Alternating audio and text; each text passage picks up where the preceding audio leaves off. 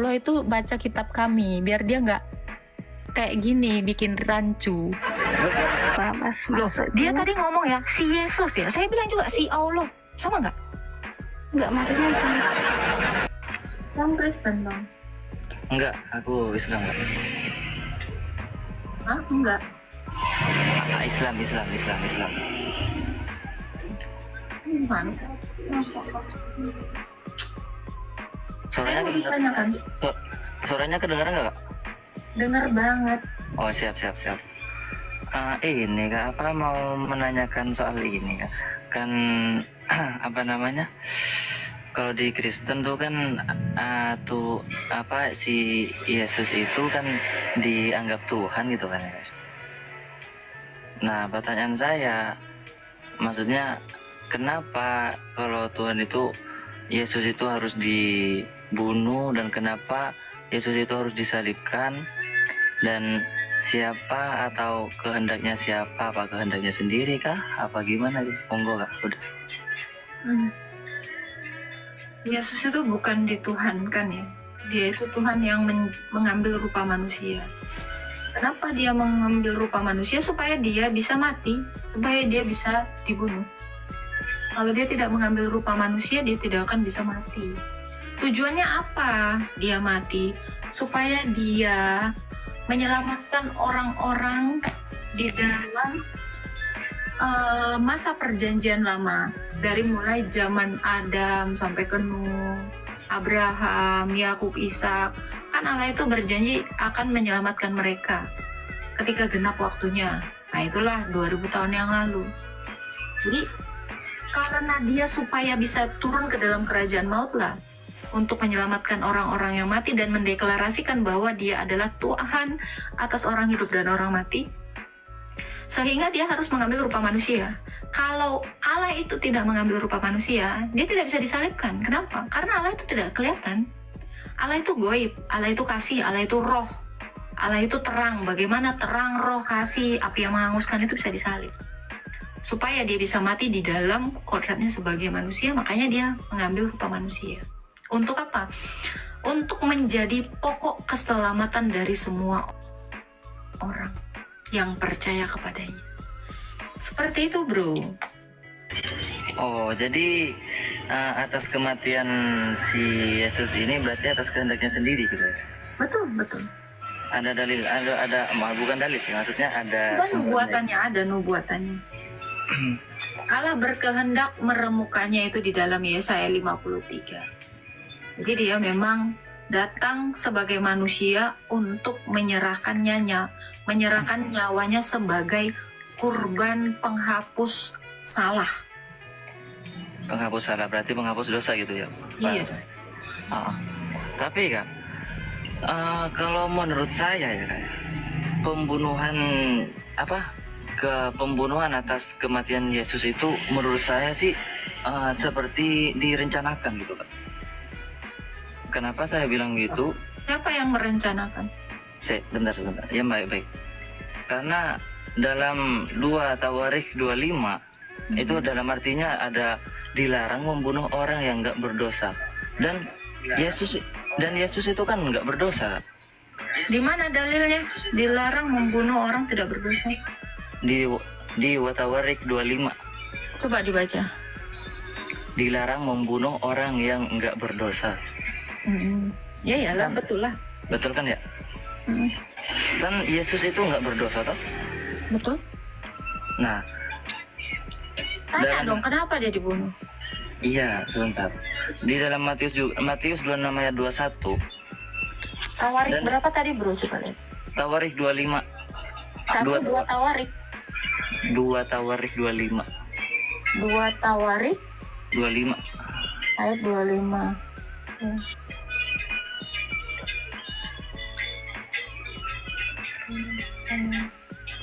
Kalau seingat saya. Boleh dilanjutin Kak? 2 Tawarik 25 ayat? Hah? 2 Tawarik? Wat Tawarikh 25. 2 Tawarik 25 ayat? watawarik. Nggak ada watawarik, nggak ada. Maksudnya apa dua gimana sih? Dua watawarik. Dua tawarik. Dua tawarik ayat 25. pasal. Dua Pasal. tawarik berapa? Pasal berapa? Pasal Tadi aku berapa? lupa. Cari dulu, cari. Oke, sih. Bentar dulu. Saya cuman pengen gini, enggak. Maksudnya kalau di ini ya pas Nggak, cari dulu aja dua tawarik. Dua tawarik berapa? Coba tanya Uni Rifa. Dua tawarik berapa Uni? Bilang. Loh, ini siapa lagi yang parlem? Silakan, cepet.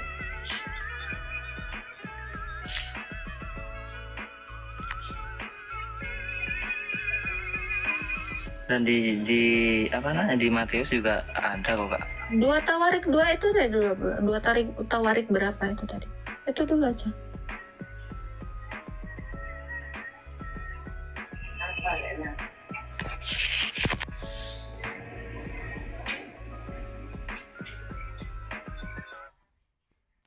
Ini kata Al-Quran sendiri ya, kata Al-Quran sendiri. Nanti akan ditemukan 2 bulan Torik naik haji.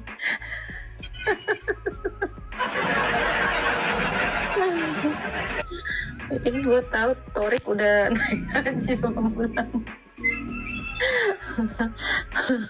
Gue 2 minggu udah naik haji.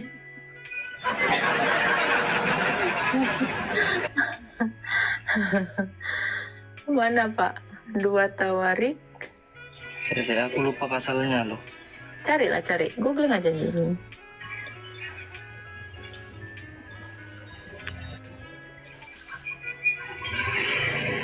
Dua gelas terapi.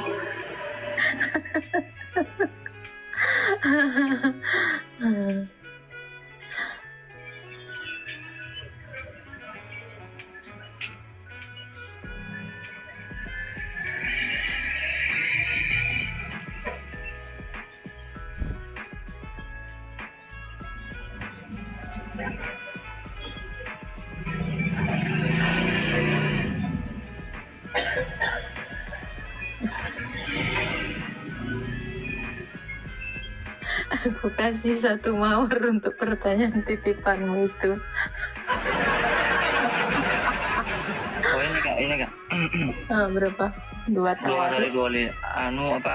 Pasal 4. Ayat? Pasal 4. Pasal 4 ayat?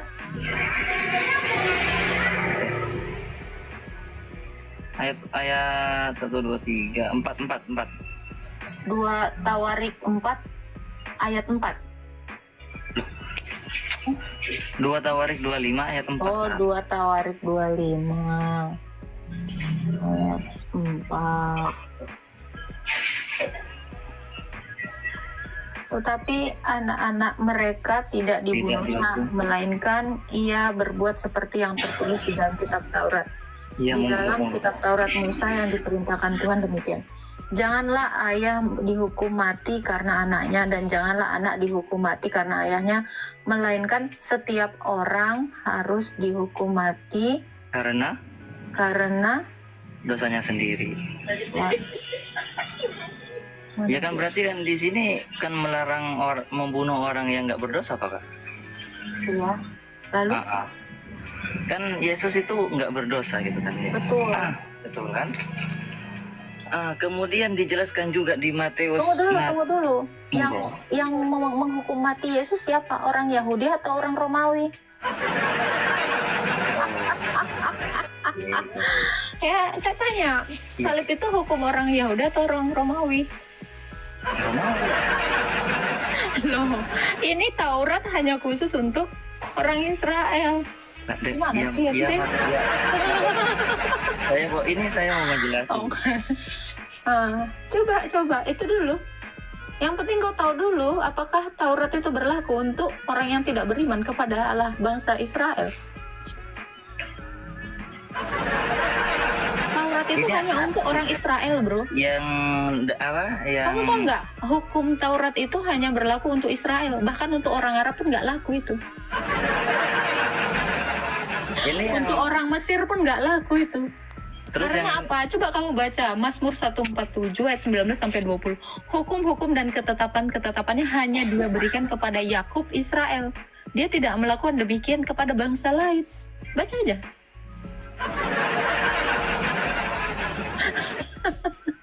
Lalu nah, dan karena kan maksudnya kan saya enggak ini kan. Jadi kayak jadi pertanyaan gitu loh. Kan kenapa kayak Kamu jadi kamu udah dapat jawabannya kan? Kan nggak boleh membunuh kak? Iya, memang tidak boleh membunuh. Untuk orang Israel yang membunuh Yesus itu siapa? Orang Romawi. Emangnya orang Israel punya hukuman mati salib? yang ngebunuh Kak, benar nggak kalau yang ngebunuh Yesus itu Yudas? Enggak. Yudas sudah meninggal duluan sebelum Yesus itu melakukan penyaliban. Oh, berarti Nggak punya ayat ya? Di kitabmu nggak ada. bentar. Pantes nggak tahu apa-apa. Ya, jangan dipotong dulu lah. Iya, harusnya si Allah itu baca kitab kami biar dia nggak kayak gini bikin rancu. Iya, si Allah kan nggak mau baca Alkitab dengan benar, terus nggak mau nyontek itu plek-plekan kan jadinya kayak gini kalian bingung. Si Yudas nggak ada, dinarasikan si Yudas. Si Allah ini gimana sih kerjanya? Ya bentar dulu. Coba, kenapa sih kalian menuhankan si Allah ini? Orang Sebentar. penyaliban pun dia nggak tahu, hukum bangsa Israel pun dia nggak tahu, istrinya Adam si Olo ini nggak tahu, istri si Ibrahim Allah pun nggak tahu, istri si Musa pun nggak tahu. Entah apa yang dia tahu. Dari tadi saya waktu kakak ngejelasin itu saya ngedengerin loh. Maksudnya ngehargain waktunya Iya, yang lu kok ngehargain? Kamu mau ngapain kesini? Nanyamu udah aku jawab, terus kamu nanya apa lagi? lah iya masalah ini loh. Apa tuh? Masalah apa? Di dalam Matius 24 ayat 21 Baca. sesungguhnya di antara kalian bentar aku jaga kerja ini. Bentar ya, bentar. Kak, hargain dong. Orang yang nggak tahu dia hargain.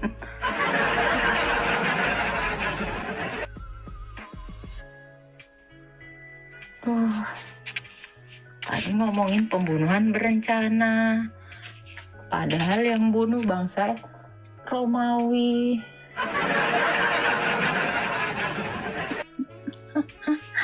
Aduh Tuhan, agak lain orang ini. Kalian jangan lupa cep-cep ya teman-teman ya.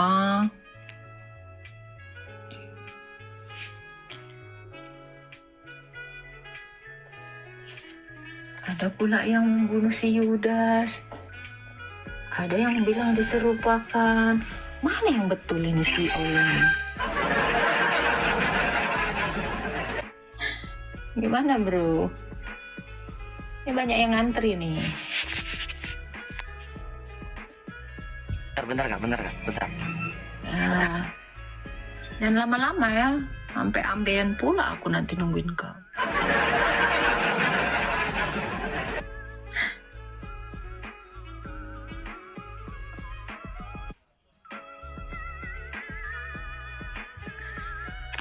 Ini kurang ajar kali si Miss G ini lah. Belajar dulu sama si Agatha. Apa? Iya, maksudnya jadi kayak tolong Mana? itu, Matius berapa? Sebentar Kak. Oh, sebentar. Jadi cuman tolong, kan saya punya beranggapan kalau si pembunuhan si Yesus itu kan direncanakan. Tolong berikan saya waktu. Gimana dalilnya itu pembunuhan berencana? Oke. Loh, kok kamu ini berspekulasi tapi nggak ada Oke. dasarnya? Dalam Matius 26 ayat 21. Baca. Sesungguhnya di antara kalian akan ada yang menyerahkanku. Itu si Yesus sendiri loh yang mengatakan, Kak. Dia memberitahu, lalu? Nah, berarti dari sini kan sudah jelas kalau si Yesus itu yang maksudnya udah tahu maksudnya bahwa ada yang mau menyerahkan. Yesus tahu apa dia yang merencanakan? Kan katanya Kak ada orang tahu dengan orang berencana memangnya sama? Sesungguhnya di antara kalian akan ada yang Itu menyerahkanku. kemahatauan Allah. Lalu Maksudnya? kalau orang tahu apa yang terjadi masa depan, memangnya itu rencana? Ya, di situ. Gimana sih? Di situ. Planning bro, sesuatu Oke. yang kamu susun untuk di masa depan. Kepengetahuan Allah tentang masa depan itu namanya penglihatan. Kok Ya di situ lah. rencana? Di situ Yesus udah langsung berwanti-wanti kan. Karena Oke. itu apa? Allah, misalnya, kamu Allah itu tahu besok kamu itu makan pisang, ya itu kemahatauan Allah. Terus kamu rencana besok mau makan pisang, sama nggak? Sebentar. Di dalam Sama ayat ini. Itu lo Anda nggak tahu namanya rencana, planning. Kedepannya itu seperti apa, itu namanya rencana. Loh, kalau pengetahuan Allah akan masa depan itu namanya maha mengetahui. Masa maha mengetahui? Jadi yang planning di ayat sama, yang di ayat Matius 26 ini berarti salah dong. apa yang salah? Yang mana yang salah? Lah Ini iya kan kan kemahatauan Yesus. Sesungguhnya, aku berkata kepadamu, sesungguhnya di antara kamu akan ada yang menyerahkan aku. Loh, itu Kalian. kemahatauan Allah, bukan rencana. Guys, besok seseorang harus ada ya Ya kan, yang abis itu menyerahkan gua. langsung Yesus kan langsung beda, lari. loh. Dengar ya, namanya rencana itu dikasih tahu. Besok lu besok nganterin gue ke mahkamah agama, lu ngejual. Nah, itu rencananya. Itu rencana. Tetapi Yesus itu ngomong, dia sesungguhnya salah satu di antara kamu, nah itu bukan rencana, kemahatauan. Ini lu dong, laki-laki kok kayak setengah gini sih? Kamu nggak ngerti yang namanya planning ya? Loh, kan habis dari kisah ini kan Habis dari kisah ini Yesus ini tahu bahwa kan itu di Yesus masa depan, langsung lari ke dengar, bukit itu dengar, kan. dengar. Tuhan Yesus itu tahu di masa depan ada seseorang yang akan menyerahkan dia. Itu kemahatauan dia. Kalau rencana, dari wih, situ. Yudas, ditunggu saya kasih tahu kamu rencana. Yudas, besok lu nyerahin gue. Itu Tuhan Yesus nyuruh merencanakan. Ih, memang ada orang nggak Coba. ngerti beda rencana. Terus yang Terus. waktu Yesus lari terbirit-birit ke bukit apa itu yang memohon ampunan apa? Dalilnya mana dia lari terbirit-birit? Iya maksudnya kan. Nah, kan kau memang, kau Islam memang suka berlebih-lebihan, Ya, coba. narasi Coba lebay. kamu jelasin. Lu ya kau terbirit-birit. Dalil harus terbirit-birit. Kau Ya laki-laki kok lemes sekali sih kan habis mulutmu. itu kan habis itu kan Kau si nggak ada bedanya ya sama si Allah ya, kerjaannya ya. Menarasikan yang nggak ada dasar. Lemes sekali lidah kau kayak ular bercabang dua. Wah, coba, yang mana Yesus lari terbirit-birit. Islam. Kok nggak mau? setelah tahu Yesus adanya ayat ini Di dengan ayat mana ini. dalilnya? Setelah Yesus tahu Terbirit-birit. bahwa akan ada yang Gini ya bro ya, dengar ya. Ya, kalau kamu mau bertanya, bertanyalah atas ketidaktahuanmu. Tapi kamu itu jangan sok-sokan menarasikan yang nggak memang ada dasarnya. Sama, nggak ada ubahnya kau dengan si Olo. Wajarlah umatnya kayak gini. Tuhannya pun kayak gitu. loh. Iya kan habis atau Nggak berkualitas sekali loh. Pertanyaanmu pun nggak jelas, terbirit-birit, berencana, kemahatauan. Kau nggak bisa kau bedakan mana kotoran, mana bunga ya. Lindes guys, lindes. Ya, yang naik dari tadi ya Tuhan. Ya, kakak Islam atau Kristen kak? Saya Islam Kak, salam toleransi ya. Ya, silakan kamu bertanya apa? Saya tuh cuma mau bertanya, Hmm. kenapa ya kok Tuhan Yesus itu kok harus mati gitu, harus dilahirkan gitu, itu gimana ya, kenapa kok harus berubah manusia gitu. Ya, kenapa Tuhan itu harus dilahirkan? Supaya dia mengambil kodrat manusia. Agar di dalam kodrat manusia yang sama seperti manusia lainnya yang lahir, ya, dia juga bisa dicobai gitu. Karena manusia itu semuanya dicobai oleh iblis. Ya. Untuk itulah dia datang ke dunia dan mengambil kodrat manusia. Sebelumnya dia juga sudah pernah menampakkan dirinya dalam rupa manusia kepada Abraham, kepada Yakub. Namun itu sifatnya tentatif. Dia tidak menjadi seperti manusia, tidak menjadi sama seperti manusia. Karena tidak bisa dicobai. Bagaimana cara dia supaya dicobai?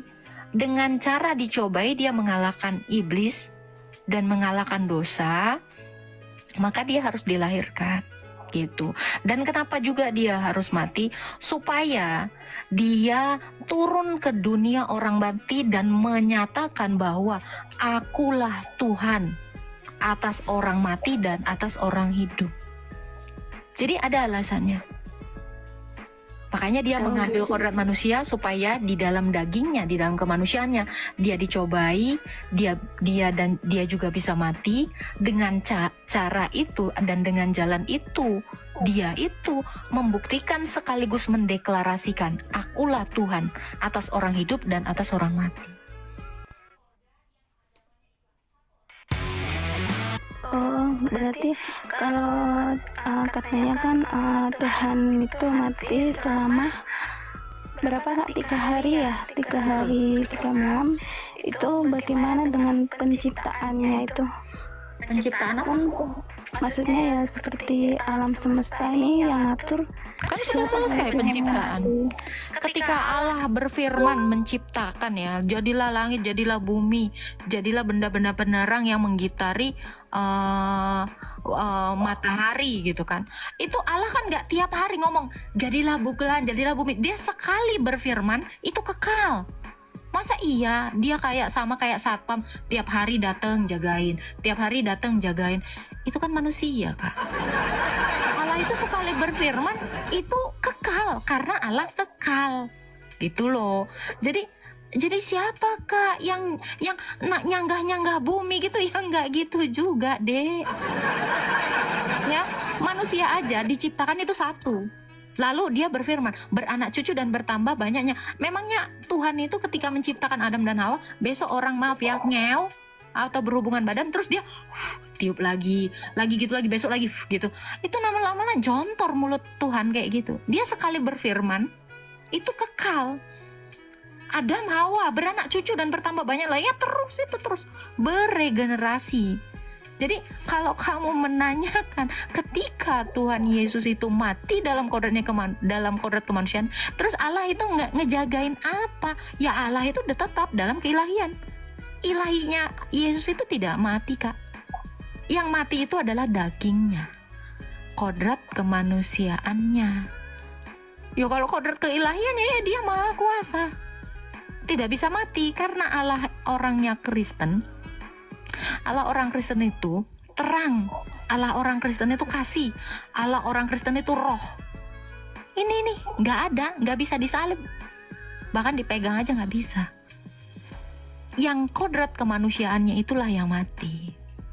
Contoh ya Kak ya, contoh ya Kak. Kak, kalau misalnya ini maaf ya, ini kan Quran, ini kan perkataan Allah yang dituliskan ya dalam bentuk mushaf ini ya. Kalaulah ini perkataan Allah, misal ya terbakar, yang terbakar itu kan kertasnya kan, kodrat makhluknya kan. Tapi apakah perkataan Allah itu mati? Terbakar? Enggak kan? Bener nggak? Ah itu cara mikirnya gitu. Kok Tuhan mau mati terus siapa yang ngatur? Loh, keilahiannya Yesus tuh nggak mati, kodrat kemanusiaannya yang mati. Sama seperti wahyu Allah ketika dia bilang sholatlah kau. Nah itu terbakar tulisan sholatlah kau, tapi kan perkataannya Allah ya, kalam nafsinya itu kan nggak pernah terbakar. Itu aja Kak komparasinya, semoga mengerti. Gini ya, saya mau saya kan sebagai seorang muslim kan menghargai ya, menghargai Siap. Tapi paham nggak tadi penjelasan saya? Ya, insya Allah paham. Jadi saya menghargai agamanya kakak. Jadi saya sering kan datang ke live kakak itu, dengerin kayaknya tuh kakak itu seakan-akan itu bilang ke Allah tuh kayak menghina lah, maksudnya gitu. Apa Karena hinaannya seperti- gimana coba kalau saya Ya, boleh kayak tahu? kayak bilang tadi sama bang siapa tadi ya, saya lupa pas Loh, maksudnya. dia tadi ngomong ya si Yesus ya. Saya bilang juga si Allah. Sama nggak? Nggak, maksudnya gini. Maksudnya gini, bilangnya kakak itu kayak gimana sih Allahmu itu, seperti itu. Sebenarnya kalau sebagai seorang Terus tadi muslim, temen kakak gimana? Bilang, agak kok si menyakiti Yesus itu gitu. mati sih? Kok si Yesus itu gitu? Itu gimana sih menurutmu itu? Dia aja tidak menghargai iman saya. Terus kakak berharap saya menghargai balik, Kak. Apa yang kalian tabur, itu yang akan kalian tuai gitu. Kalau kalian ingin dihargai, hargailah orang lain. Dari pertanyaan itu, saya juga bisa menempatkan diri saya gitu. Kayak kakak sopan sama saya pun sopan sama kakak. Kalau orang yang seperti demikian kan gitu ya kak ya. Kalau kakak misalnya nanam jagung, kakak panennya apa?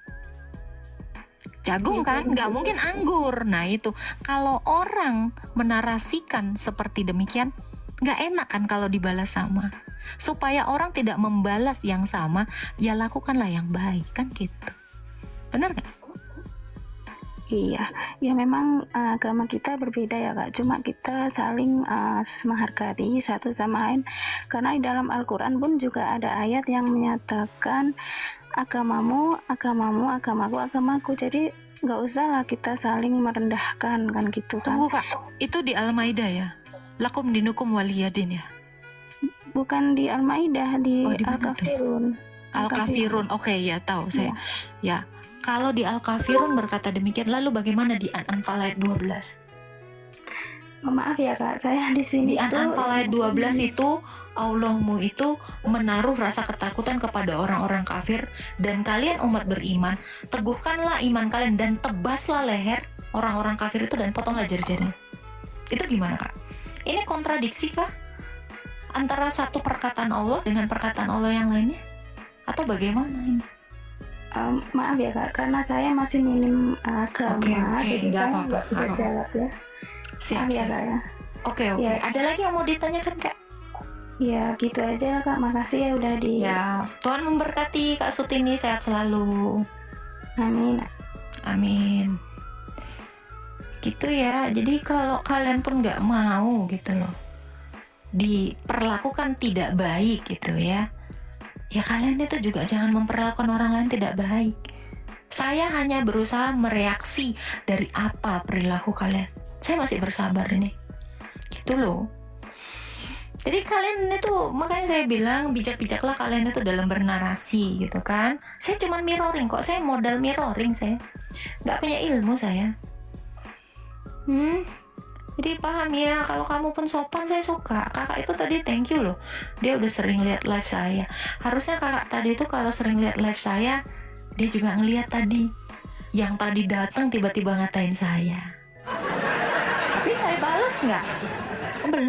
Belum tentu saya membalas semuanya gitu. Kenapa? Kadang saya nggak berguna ya membalas kebauan teh ayam. Teh ayam itu nggak perlu dibalas dengan bau, emang dia bau.